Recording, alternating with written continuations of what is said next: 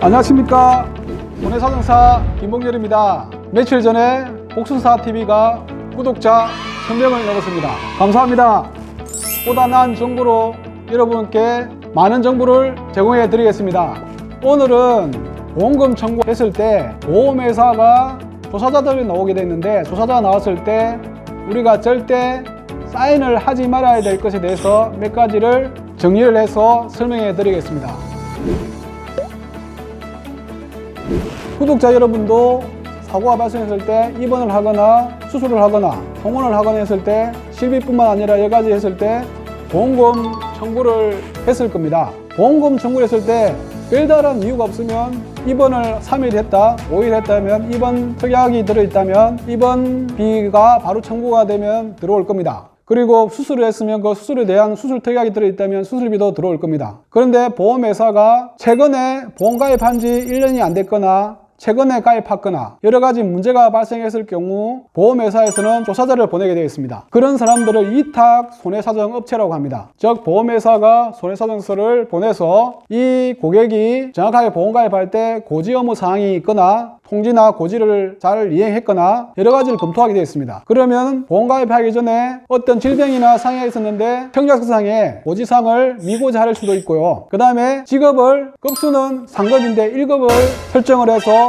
보험료 부담을 줄이기 위해서 이렇게 가입하는 사람도 있습니다. 그래서 그런 부분이 적정한지 아닌지를 판단하게 되고, 휴장애 건 같으면은 영구장애를 끊었는데도 보험회사가 영구장애가 아닌지를 판단하기 위해서 의료자문을 또 시행할 수도 있습니다. 그래서 여러 건을 검토를 해서 좀 의심이 되거나 이러하게 되면은 분명히 손해사정사 위탁업체에서 손해사정 조사자가 나와서 여러분께 요구하는 것이 있습니다. 먼저 개인조회 동의 부분에 대해서, 즉 우리가 직접 치료한 병원, 즉 내가 휴장에 진단서를 넣었으면 진단서를 발급한 병원의 의료차트라든지 의료기록사본을 봐야 되니 동의해 주십시오. 두 번째로 이 부분이 휴장의 진단서가 발급되었을 때 이 휴장의 진단서가 명확하냐 아닌지에 대해서 한 번 더 자기가 원하는 병원의 의료자문 동의를 요구할 수 있습니다. 세 번째로 기존에 가입했던 보험뿐만 아니라 예전에 몰랐던 부분까지 고지사항을 알기 위해서 국민건강보험공단이라든지 여러 동의를 또 조사를 하기 위해서 동의를 구할 수가 있습니다. 물론 사인할 것은 사인해줄 의무도 있겠지만 절대 사인하지 말아야 될 것은 개인조의 동의서 부분에서 내 의료기록 부분, 즉 이번 사고건이 아니라 예전의 사고건까지 다 동의를 요구하면은 그 부분에 대해서는 사인을 하면 안 되겠습니다. 그 다음에 의료자문 동의, 즉 우리가 휴장의 진단서를 끊었으면 그 부분이 적정한지 아닌지는 자기들이 판단해야 되는데, 제3의 기관이 아니라 자기가 아는 자문기관을 통해서 의료자문을 보냈으면 우리가 주장했던 부분보다는 적게 나오게 되어 있습니다. 그래서 그 부분에 대해서는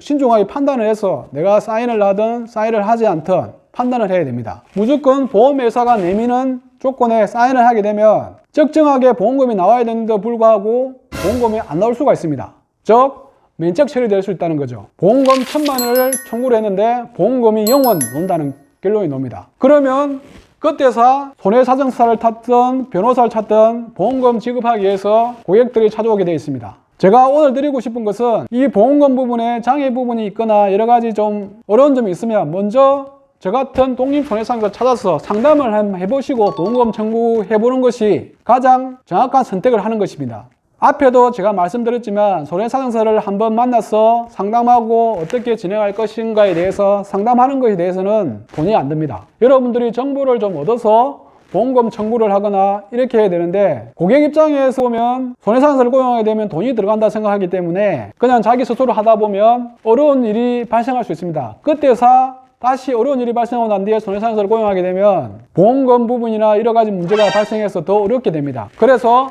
보험회사 입장이 아니라 정말 고객 입장에 서서 일을 하는 손해사정사를 찾아서 한번 상담을 받아보시고 내가 직접 할 수 있는지 처음부터 끝까지 의뢰를 해서 일을 맡기는 것이 좋은지를 판단해 보셔야 됩니다. 보험회사의 입장에서 보면 보험금 나가는 순간 물론 적정하면 보험금을 나가겠죠.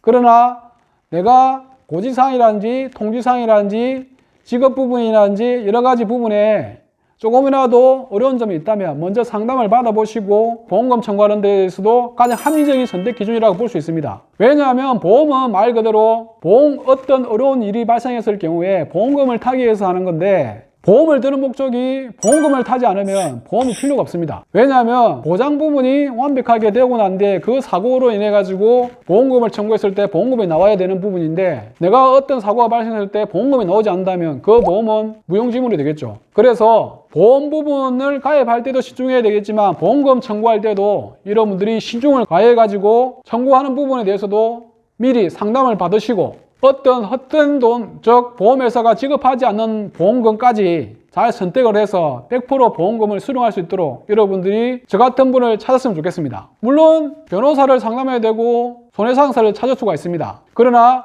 보험 관련 전문가는 손해사정사들이 그 부분을 중심적으로 약관이라든지 이런 부분을 하기 때문에 많은 도움을 변호사보다 더 받을 수가 있습니다. 오늘은 보험회사가 조사가 나왔을 때 자필을 하지 말아야 할 것에 대해서 몇 가지를 간추려 드렸습니다. 즉, 의료자문 동의서에 대해서는 절대 사인을 먼저 하지 마시고 상세히 설명을 듣고 내가 사인을 해야 되는지 말아야 되는지를 검토해 보시고, 그 다음에 이번 사고 건과 상관없이 앞에 사고까지 미리 조사한다 이러면 그 부분을 정확하게 설명해 드려서 절대 사인하지 마시고, 국민건강보험공단에 내 기록을 줘야 한다든지 여러 가지 사고권을 줘야 한다고 한다면 절대 사인하지 마시고요. 그래서 올바른 보험금을 찾아서 여러분들이 내가 사고 당한 것도 불행한데 보험금까지 지급하지 않는다면 힘드시지 않습니까? 그래서 보험금을 100% 수령할 수 있도록 여러분들이 보험금 마지막에 수령할 수 있는 부분도 잘 검토를 해주시기 바랍니다.